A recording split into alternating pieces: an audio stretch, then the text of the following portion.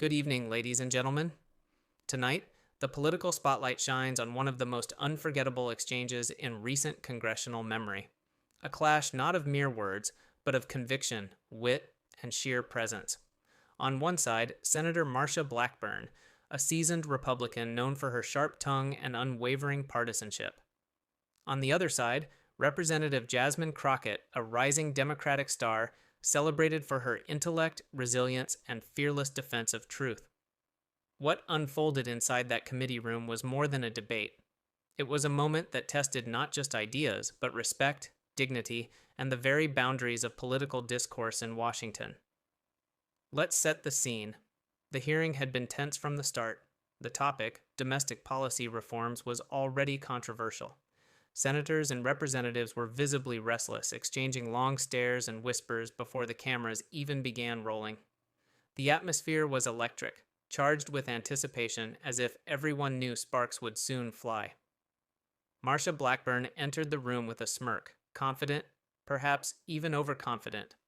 Her reputation for taking personal jabs at opponents is well documented, and today she seemed ready to sharpen those tactics once again. Across the aisle, Jasmine Crockett sat composed, reviewing her notes. Known for her quick wit and razor-sharp memory, Crockett is no stranger to confrontation. Yet there was something in her demeanor, calm, steady, unbothered, that suggested she was prepared for anything. As questioning began, Blackburn leaned forward, her voice dripping with condescension. She dismissed Crockett's legal arguments as rehearsed talking points and, in a moment that shocked many, insinuated that Crockett lacked the intellectual weight to truly understand the policy at hand. It was not just a political critique, it was personal. An insult directed at intelligence, an attempt to undermine credibility, and a tactic designed to silence. For a brief second, the room fell into an awkward stillness.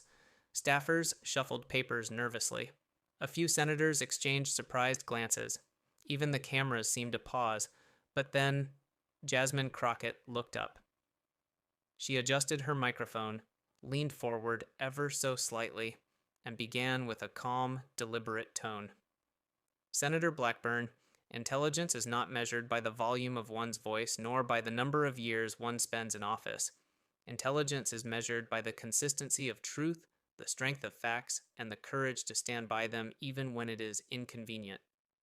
Her words were sharp, but they weren't shouted. They were controlled, precise, and devastatingly clear. She reminded Blackburn of her own contradictory statements from past hearings, statements that stood in stark opposition to what Blackburn was claiming today. And then Crockett delivered the hammer blow. With undeniable poise, she laid out case after case from her legal career, showcasing not only her experience but also the depth of her understanding. She highlighted Blackburn's selective use of statistics, pointing out the missing context, the deliberate omissions, the half-truths designed to score political points. Each sentence landed like a strike, not in anger, but in conviction. The audience leaned in. Staffers stopped taking notes, frozen by the sheer weight of the moment. And Marsha Blackburn, the confidence that had entered the room with her began to fade. As Crockett spoke, the silence in the chamber became louder than any applause. Even Blackburn's closest allies, usually quick to interrupt, sat motionless. The senator shifted in her chair, attempting to interject, but Crockett's mastery of detail left no room for escape. Then came the line that would echo long after the hearing was over. Crockett declared, "Senator, if defending the truth is rehearsed, then let me assure you, I will rehearse it every day. Because the truth deserves more repetition than any lie ever told." The reaction was immediate. Gasps rippled across the room. Some struggled to suppress a smile, others simply nodded in silent agreement. The insult meant to discredit her had backfired spectacularly. Instead of weakening Crockett, it had only amplified her voice. What we witnessed in that moment was not just a rebuttal. It was a masterclass in composure under pressure. Too often in politics, personal attacks are used as weapons designed to distract from substance. But Jasmine Crockett flipped the script. She showed that dignity, when paired with truth, is far more powerful than any insult hurled across a chamber. Marsha Blackburn may have entered the room with the intent to dominate, but by the end, she was the one left scrambling. Crockett had not only defended herself, she had seized the narrative. The insult became irrelevant. The response became historic. Ladies and gentlemen, politics is filled with noise. Shouting matches, talking points, endless spin. But once in a while, a moment cuts through the chaos and forces everyone to listen.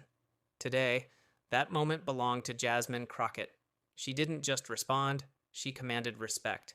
She didn't just defend her intelligence, she proved it. And perhaps that is the greatest irony. Marsha Blackburn set out to question Crockett's intelligence, but in doing so, she only exposed her own weakness. Because in Washington, as in life, arrogance can never outshine truth. So tonight, as the headlines circulate and the clips go viral, let us remember, words matter, but how you respond matters more. An insult is temporary, but integrity lasts. Marsha Blackburn may have thrown the first stone, but Jasmine Crockett's response turned that stone into a mirror, reflecting back the very flaws of the one who cast it. And as the room sat in stunned silence, one fact became undeniable. When intelligence is attacked, true brilliance doesn't just survive, it shines even brighter.